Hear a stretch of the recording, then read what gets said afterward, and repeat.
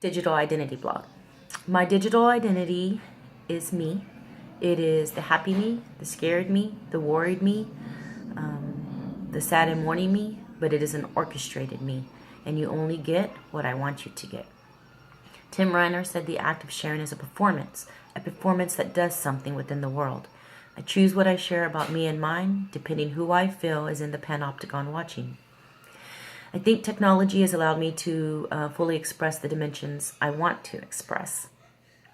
For example, when I was 39, my father was diagnosed with leukemia. And the furthest thing from my mind was to post that on my Facebook page. However, my 23-year-old daughter posted it within hours of us receiving the diagnosis. Her life and her identity on social media had been constant throughout her entire life, pretty much. So she had a different outtake and a different look on what she wanted people to know. As my father's journey continued, I began to give strict instructions to family and friends on what could be and would not be allowed to be posted. No pictures were going to be allowed to be shown of my father. Not everyone agreed with me. My sister didn't agree. She thought we should share with everyone what our father was going through. Not so in my mind. My father's physical appearance had changed drastically within just a matter of weeks, and I'm as vain as he was. I only wanted the panopticon to read about the good days and ask for prayers on the bad days. I didn't give great details into the bad days. The fact that on week 3 we got a phone call saying get to the hospital, there's a bleed in the brain, was not something I shared. Instead, what I posted was, please lift my daddy up in prayers. The challenges continue, but we know that Jesus is in control. That's not a true statement of what my feeling was. I did want you to pray for my dad. The challenges were real. But what I was screaming inside at home was, God, I know you're able to heal him, so why haven't you? I'm not sure why those dimensions of me I was not willing to share, other than they made me feel weak, or that I didn't have hope, or that I had given up. I think technology governs that part of my identity. Before I post, I think about how it's going to be perceived, and is that truly who I want to be perceived as? The ancient philosopher Plotinus said, never stop sculpting your own statue. And that's me, always sculpting and photoshopping. I think that both Sherry Turkle and Abba Daswar think that relationships that we make via technology are not real ones, that somehow they take away our real life experiences. They're kind of right. We need real hugs too, but those digital ones are somehow just as heartfelt, which is why I think my 23-year-old daughter posted it immediately. She needed support. She needed digital hugs.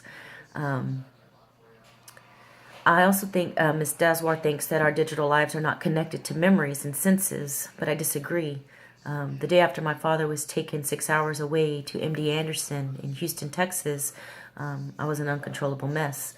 The power to make daily decisions, feed both my parents daily, be able to go to the hospital before work, at lunch, after work, was all being removed from me.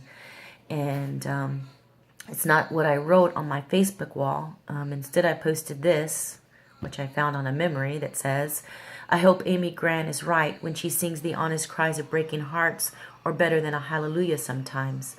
I know exactly where I was when I typed those words. But my digital identity that day screamed out for help. That did not come without feelings and without senses. The experience was real. My digital life does build on story on top of story like a novel, something that Ms. Daswar thinks doesn't exist in the digital world. I can look back over the span of my timeline and reread the story and remember the smell of the food being cooked in the McDonald's drive-thru that I was sitting in. My timeline even prompts me to remember these things. I think Ms. Daswar was saying that for those in the panopticon reading the post, they cannot connect that experience to senses. But for me sharing, it took away nothing. I think my behavior is different when I know that it is public, because I have to reflect, or because I choose to reflect before hitting the post. I've been married for 28 years, and every year on my wall, I write something to the same effect of happy anniversary, baby, through the good times and the bads, still love you, you're the best, or something like that. I've never once written that, you know, we so thankful we survived your addiction, and please forgive me for wanting to give up more than once. Only those within my real life know those things, not those that are only a part of my digital life. The two lives are separate for me. His digital identity is at stake too. I'm in control of molding how others see him, to know how he is loved and how he is cared for. When I first went back to school, I would checking in to class, whatever. I would let everyone know where I was. Good grades were always bragged upon, but I cannot find one single post about me dropping anatomy and physiology because I did not want to be flunking out of it. Molding and sculpting is something I've done throughout the history of my social identity. If you're in the panopticon of my digital life, but not in my real life bubble, then you don't get to know everything. Only those that were here in my home the morning after my father passed are the ones who know that I sat in the room of my floor for over 2.5 hours staring at the wall, while I had family members and friends pouring through my front door.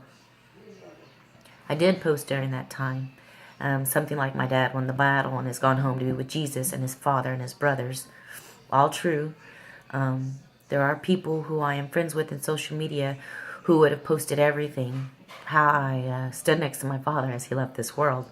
They post everything about their lives daily, which keeps me reading daily. But I am in control of my digital identity, and I do the sculpting of what others know.